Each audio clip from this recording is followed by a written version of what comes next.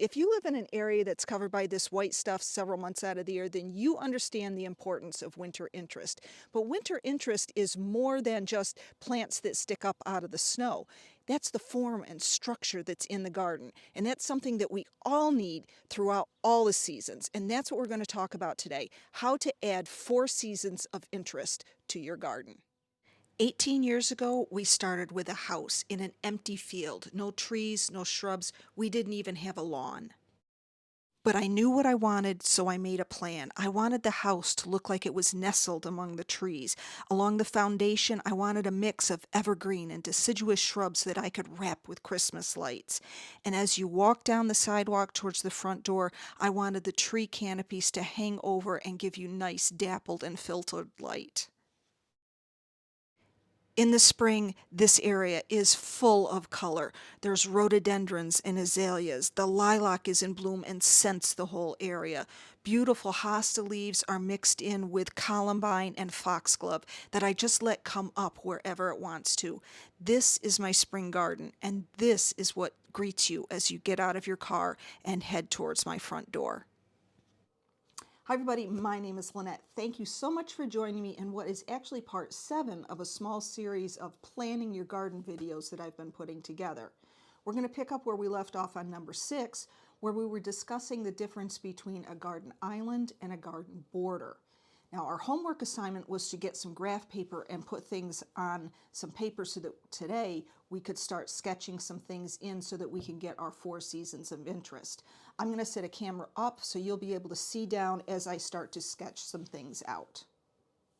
The supplies you're going to need for today's project include pencils with erasers. You're going to use a lot of erasers.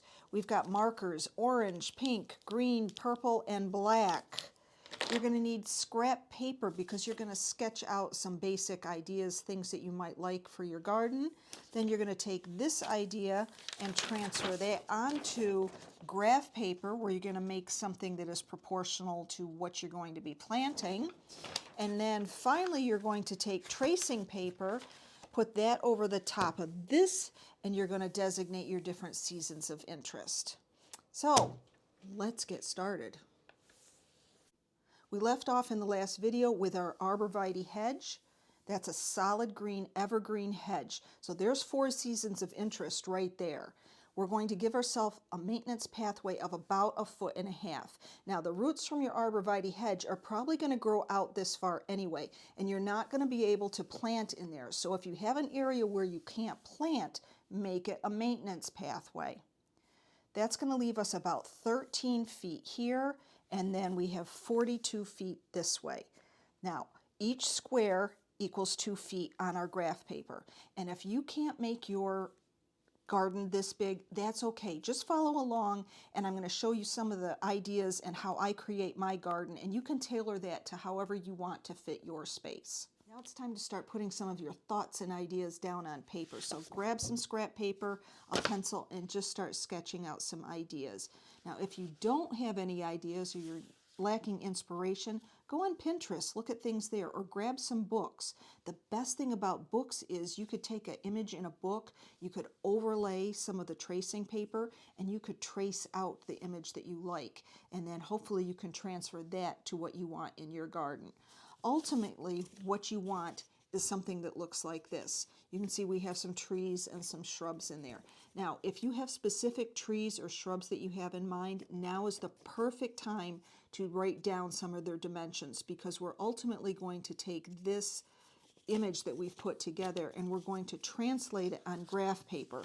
You're going to make a view that looks like this. Then you're going to take this and transfer it into a planting plan that looks like this. So it's real important to know the dimensions of your trees and shrubs because you're going to draw them to scale. If the crabapple is 10 feet across, you're going to designate 10 feet wide for it on your planting plan.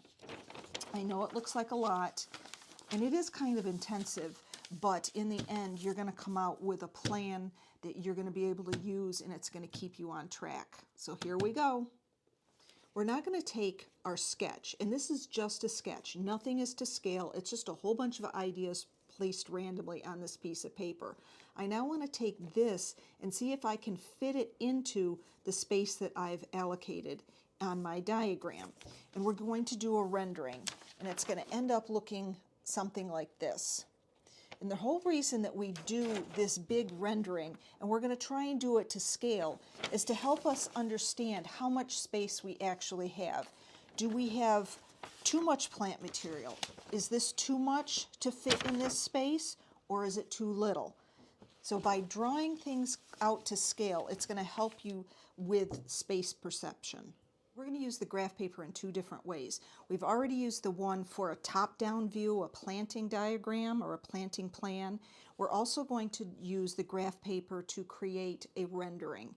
And a rendering is something that you're going to look directly at. So we know that our arborvitae hedge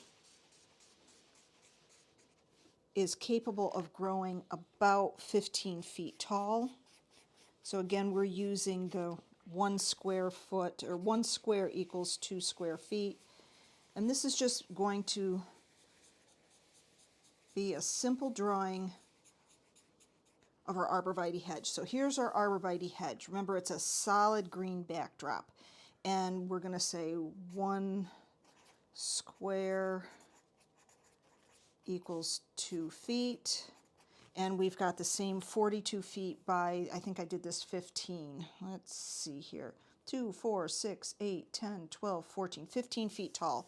That's how tall our arborvitaes are supposed to be.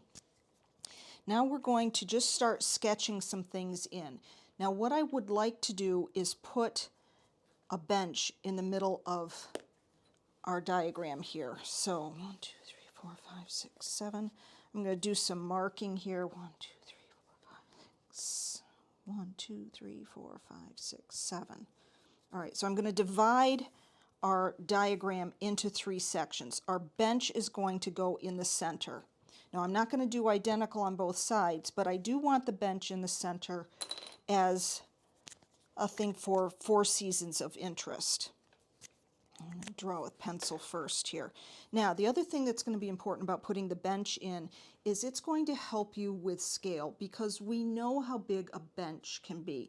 We're going to say our bench is going to be 4 feet, and I do want that centered. So here's the center. So 2, 4. So we're going to make our bench, whoops, not there. This is why you do it in pencil first, so that you can cross things out. So here is our bench, and our bench is 4 feet. And again, we don't have to be a great artist here to do things, just so you know what's going on. So here's our bench in the middle of our garden. On the side of our bench, maybe we want to put some flower pots. And again, they're going to be roughly about a 2-foot flower pot. So here's some interest all year round. We're also going to maybe put in a brick pathway here.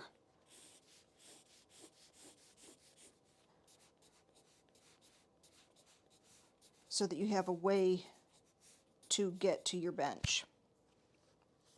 Our hedge is all the way back here. Now we get to start filling in some things that we might want to put in here.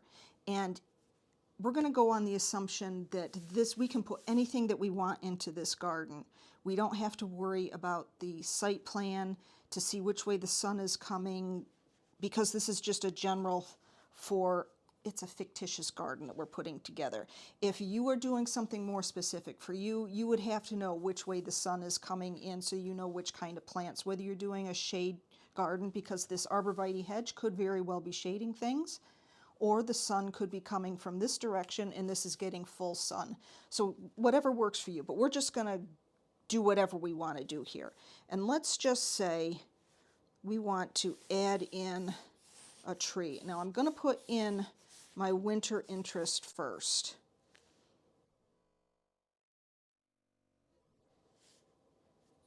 Because winter is my longest season, and I want to make sure that my garden has a really good backdrop to it. So maybe we're going to put in a crabapple tree here. And a crabapple would be a great addition because we're going to get spring blooming flowers. We can have green throughout the summer. In the wintertime, we might be able to have red berries, and then some of them have beautiful fall color. So again, 4 seasons of interest out of one plant. Now maybe behind the arborvitae, or not arborvitae, the crabapple, I want to put in a hedge of some sort, a large group of evergreen shrubs here, because again, I'm planning for winter interest first, because that's my longest season, and that is the backdrop of your garden. The backbone of your garden is these trees and shrubs and hardscapes. Now over here on this side, to help balance this out, I may want to put, let's see, we're going to draw for winter interest, so maybe we're going to do another shrub here. And I think in my video for the one we did just before this, I suggested we put in a limelight hydrangea. I'm going to change that and suggest that maybe we put in a blue chiffon rose of Sharon.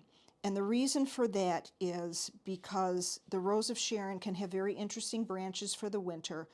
In the spring or in the summer, the foliage is kind of a silvery green, which should look really nice against this backdrop of evergreen hedge.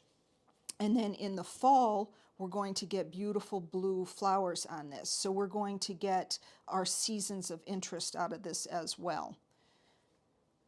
Now, we've got some balance going on here. We've got round shapes. Maybe what we want to do is add in maybe a triangle shape. So we're just going to add in something here. Now our background hedge, we said, is dark green. So maybe this should be something like a blue spruce, a small scale blue spruce, or even a variegated ivy would be nice, or not ivy, holly might be nice there. Again, I don't know what zone we're working in. We're just kind of sketching things out. And you can see how loosely things are going here. Now, we have our crabapple here. We're going to put an evergreen here, and maybe this is going to be a rhododendron, so we get some spring color on this side of the garden. Now let's see if we can put some spring color over here and here. So maybe we get some evergreen azaleas that go in this spot. So we've got some spring color here, we've got some spring color over here. Now we probably need a little bit of summer color, and I'm thinking maybe we add some hydrangeas right here.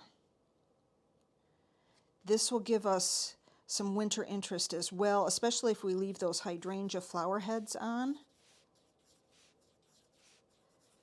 And while we might not be able to put a regular hydrangea here because we're so close to the front of the border, maybe we could put some of the newer varieties that are a little bit shorter.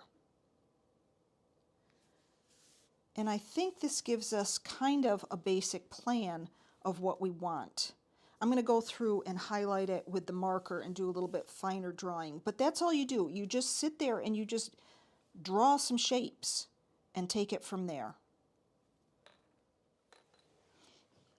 Once you have your rendering done, you're going to transfer the placement of these plants onto your planting plan. So I'm going to pull this over, and I've started plugging some stuff in, but I'm going to highlight it with the marker so that you can see it better, and I'll explain a little bit as I'm putting each of the things in here. First thing we're going to put in is going to be our crabapple tree. And we've set the center point of where we're going to place the tree so that we're going to plant it right here. Now you're noticing that some of those branches are coming over. They could possibly be hitting the arborvitae hedge. Maybe they even grow taller than the arborvitae hedge. But because you have this maintenance pathway in here, you can clip those branches back to whatever You need to, so that you can get in there to maintain the plants. Now we're going to put a bench in here, so we have our walkway. We need to put space for, oh, let me see, I did this wrong. That should have been over here. This is all going to be a bricked area.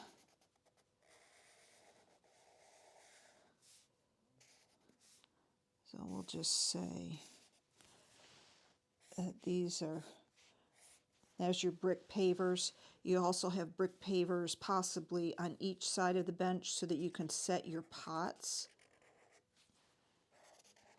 on a brick paver. Now you may or may not want to have pavers underneath your bench. Maybe you want to put a ground cover under there. You could do that, or you could pave. But we're just going to label this bench. Then over here we said we were going to put an evergreen in. We're going to put maybe that blue spruce. Draw that. There's our center point there. And maybe we want to do something, a special symbol, so that maybe it looks like it's more of a triangle shaped plant there. Then over here we have our blue chiffon. Now it could be any plant that you want. I'm just rattling these things off because I'm kind of familiar with the size that they're going to be. So there's our blue chiffon, and then maybe we're going to put some rhododendrons, or not rhododendrons, some azaleas here so that we have some spring color.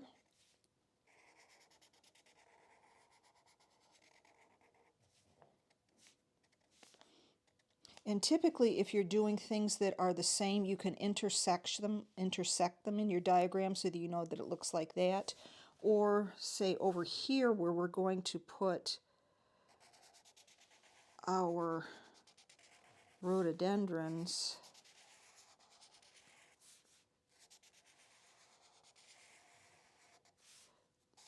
you can join them all together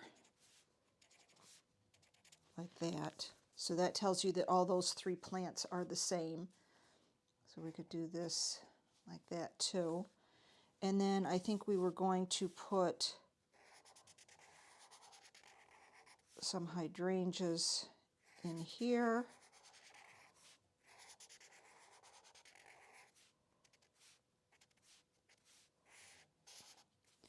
So this shows you the canopy of the tree, and then the shrubs are underneath the canopy of the tree. This evergreen is the like the Christmas tree shape. There's nothing over the top of that. These two azaleas are the same azalea. This could be a different one. You could vary the bloom time there. And then this is your Rose of Sharon. You have your bench and your pots. And that is your basic structure of your garden. These are all your permanent fixtures that are in there that's going to give you the winter interest and the backbone of your garden throughout the rest of the seasons. Now that you have your foundation garden drawn out, you know where your winter interest is, you know if you're putting any pavers, this is your permanent drawing of things that are staying put. And you're not going to be drawing on this diagram anymore. What you need to do now is get some tracing paper and flip a layer of tracing paper over the top of this diagram. So any more drawing that we're going to be doing on the tracing paper. That way we can just flip through and do changes without ruining our basic plan here. So what you need to do is draw in just really lightly the basic shape of your planting plan, the outline of it. Just in case things start to shift, you can always line things back up.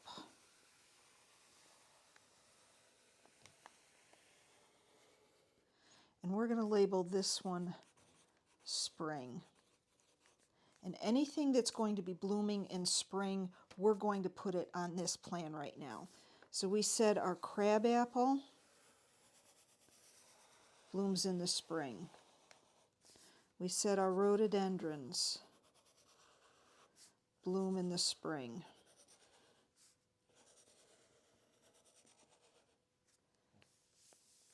And we said our azaleas over here were going to bloom in the spring.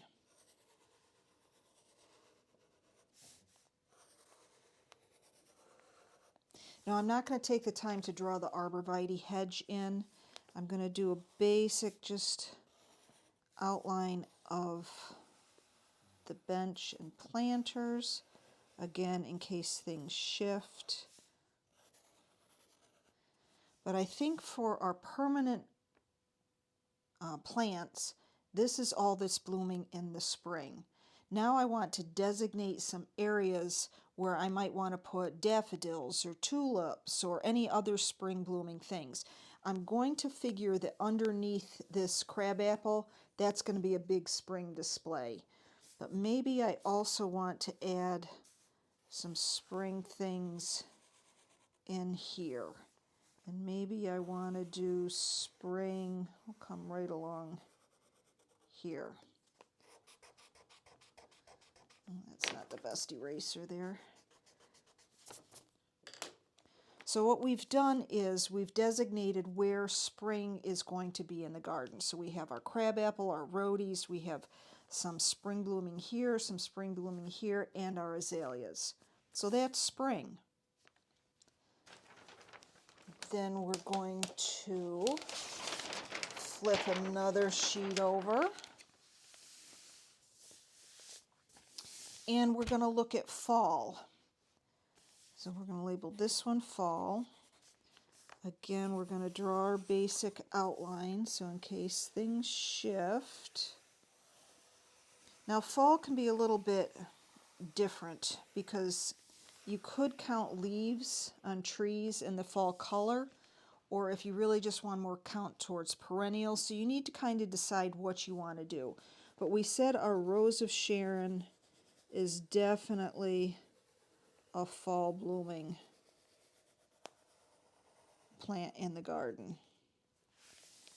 And was there anything else that was fall blooming? Not really. The crabapple could be fall blooming with the foliage on the leaves, but I'm not going to count that. You could if you wanted to. So now I'm just going to go in and I'm going to designate some areas of fall. So maybe this whole area back here is fall. The other thing that's real important about fall planting is fall plants tend to look good. Well, the foliage on the plants tend to look really good all season long. So fall, you should have an awful lot of fall in your garden. And then let's say maybe we're going to do more fall. Maybe we want to do fall here as well.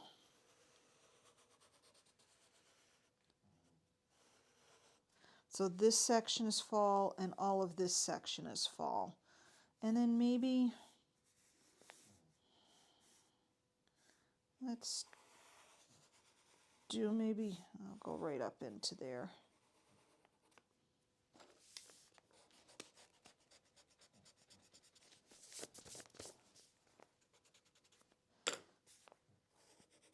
So maybe this section is fall also. And you can get some azaleas, depending on what part of the country you live in. There are some azaleas that bloom all season or multiple times throughout the season, or sometimes they have some really nice fall foliage colors. So maybe we count that as fall as well. So there we go. Now we have our fall and we have our spring. Flip another page over, and guess what this one's going to be? This one is going to be summer. We want to do our basic outline here. Bench in. And we're going to do summer. So anything that was not already designated for any of the other seasons, is going to be your summer garden. Put one more sheet over and trace everything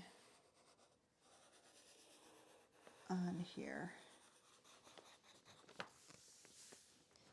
Now that we have everything all drawn out and we've designated our different seasons of interest in different sections of the garden, I'm just going to go through and do a little bit of color coding here to help you understand what we've created. Green marker's starting to die here, but anything that is evergreen, I'm going to mark it with this dark green. That's going to help me to understand some of my winter interest. So you can see we've got evergreens scattered around. Anything that's going to be blooming in the spring, we're going to say is pink. Now these evergreens also have spring blooming flowers. Those are rhododendrons, and they are spring. This section was for spring blooming plants. This was spring blooming. Now our bench is a permanent fixture. Let's label that bench. Here, our maintenance path, the outline and border of our garden. And we said the fall garden was going to be here with our Rose of Sharon. I think we said we were going to do some fall here. And then over here was fall. Let's do purple for summer.